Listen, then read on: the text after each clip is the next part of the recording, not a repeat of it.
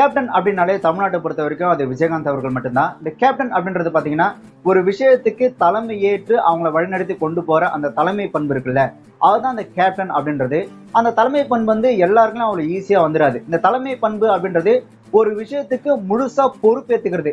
இந்த விஷயத்த நானே பொறுப்பேற்றுக்கிறேன், இதை நானே வழிநடத்தி கொண்டு போறேன் அப்படின்னு அந்த பொறுப்பேற்றுக்கிற அந்த தன்மை இருக்குல்ல, அது அந்த குணாதிசயம் வந்து அவ்வளவு சீக்கிரம் யாருக்குமே வரவே வராது. அப்படியான ஒரு குணாதிசயமும், அதாவது ஒரு பேரன்பும் பெரும் கோபமும் கொண்ட ஒரு மிகச்சிறந்த மனிதர் தான் கேப்டன் விஜயகாந்த் அவர்கள்.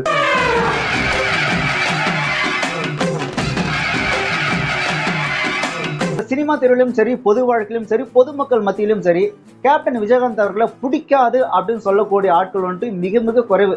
மேக்சிமம் யாருமே சொல்லவே மாட்டாங்க. ஏன்னா அந்த அளவுக்கு அவர் செய்த விஷயங்கள், அவர் செய்த நல்லது வந்துட்டு மக்களோட மத்தியில அவ்வளோ ரீச் ஆயிருக்கு. And is a great person. நான் மட்டும் இல்லை, எல்லாரும் கேப்டன் அப்படி ஒரு ஹீரோ எல்லாம் நான் பார்த்ததே இல்லைங்க. Great man, greatest, extraordinary. சில பேர் நம்பவே மாட்டாங்க அந்த மாதிரி ஒரு hero sir Vijayakanth sir. Too good. அவ்வளோ நல்லா எல்லாம் இருக்க முடியுமா?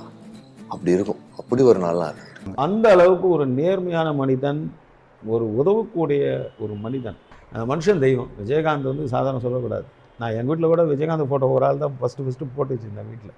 வேறு யார் ஃபோட்டோவும் கிடையாது. விஜய் சாரை எங்கள் குடும்பத்தில் வாழ்நாள் பூராவும் நாங்கள் வந்து மறக்கவே முடியாது. எங்கள் அப்பாவோட சடங்கை, இறுதி சடங்கு முன்னாடி இருந்து நடத்துகிறவர் விஜய் சார். மறக்கவே முடியாது, நான் மறக்கவே மாட்டேன். விஜய் சார் எங்கே கூப்பிட்டாலும், அவங்க குடும்பத்தாரை எங்கே கூப்பிட்டாலும் நான் எங்கள் குடும்பமே வர்றதுக்கு நாங்கள் வந்து ரெடியாக இருக்கோம்.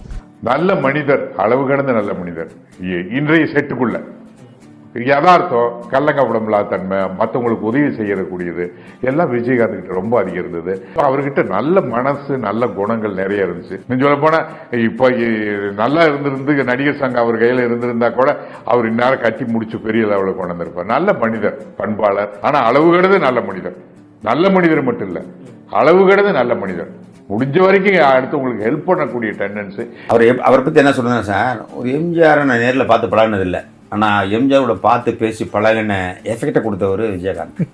போதுமா? அதுக்கு மேலே விலை கொடுத்தீங்கன்னா நான் ஒரு மணி நேரம் பேசுவேன். விஜயகாந்துக்கு இனிமையே இருக்க முடியாது. சினிமாவிலேயே நான் பார்த்ததில் பெஸ்ட் ஹியூமன் விஜயகாந்த். வேற யாரும் எனக்குன்னு இல்லை, எல்லாருக்குமே. இந்த ஊர் அறிய கேப்டன் மேல ஒரு மிகப்பெரிய ஒரு அபாண்டமான பழிபட்டவர் யாரு அப்படின்னு பாத்தீங்கன்னா வடிவேலு அவர்கள் தான். வடிவேலு அவர்கள் மட்டும்தான் விஜயகாந்த் அவர்களை பிடிக்காது, அவர் வந்துட்டு நல்லவர் கிடையாது அப்படின்னு ஊர் அறிய அவர் மேல பழிபட்டாரு.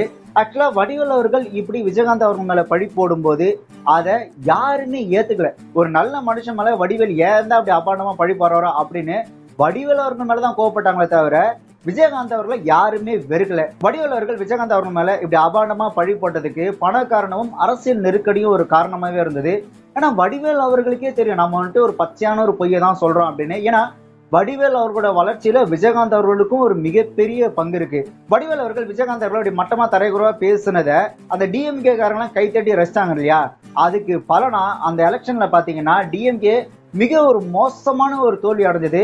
அந்த தோல்வி அடைஞ்சதுக்கு வடிவேலு அவர்கள் விஜயகாந்த் அவர்கள் மேல பழி போட்டது ஒரு மிக முக்கிய காரணம். ஏன்னா ஒரு நல்ல மனுஷன் மேல வடிவேலு இப்படி அபாண்டமா பழி போட்டாரு அப்படின்னு அதுக்காகவே டிஎம்கேக்கு அகேன்ஸ்டா ஓட்டு போட்டவங்க தான் இங்க அதிகமாவே இருந்தாங்க. வடிவேலு அவர்கள் இப்படி பேசினதுக்கு அப்புறம் ஜெயலலிதா அவர்கள் தலையிட்டனாலதான் வடிவேலு அவர்கள் சினிமால நடிக்கல அப்படின்ற மாதிரி நிறைய பேர் நினைச்சிட்டு இருக்காங்க. ஆக்சுவலா அது காரணம் கிடையாது.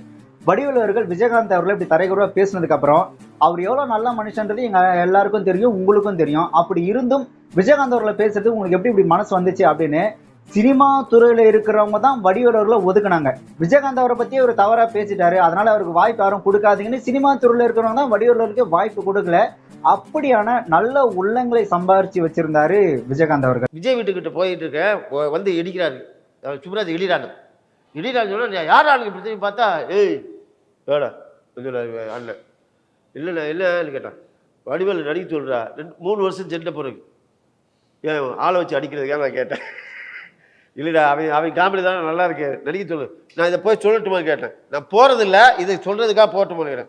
போய் சொல்லுப்பா அப்படின்னு சொல்லிட்டு நான் கிளம்புன்னு சொல்லிட்டு போனார். நான் நேராக போகிறேன். வடிவேலு என்ன அண்ணா இல்லைன்னா வந்திருக்கேன்னு கேட்டாப்புல.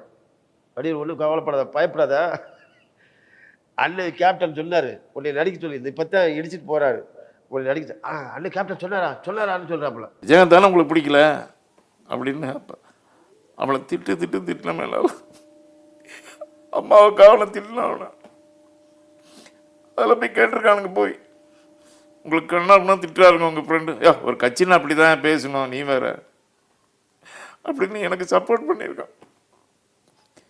என்னென்ன நட்புங்கிறத அவள்கிட்ட தான் தெரிஞ்சுக்கிட்டேன். ஆக நான் கற்றுக்கிட்டு இருக்கிறேன், எல்லாருக்கிட்டையும் நான் கற்றுக்கிட்டு இருக்கேன். என்ன நல்லதே கற்றுக்கிறேன். என்னையே செத்த 6க்கு 3 என்ன கொண்டு போகிற காசு பணத்தை கொண்டு போகிறியா சொல்லுங்க பார்க்கலாம்.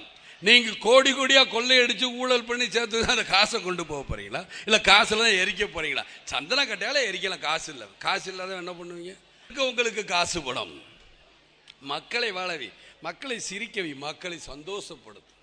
இதைத்தானே நீங்கள் சொல்லுது ஒவ்வொரு மதத்திலையும்.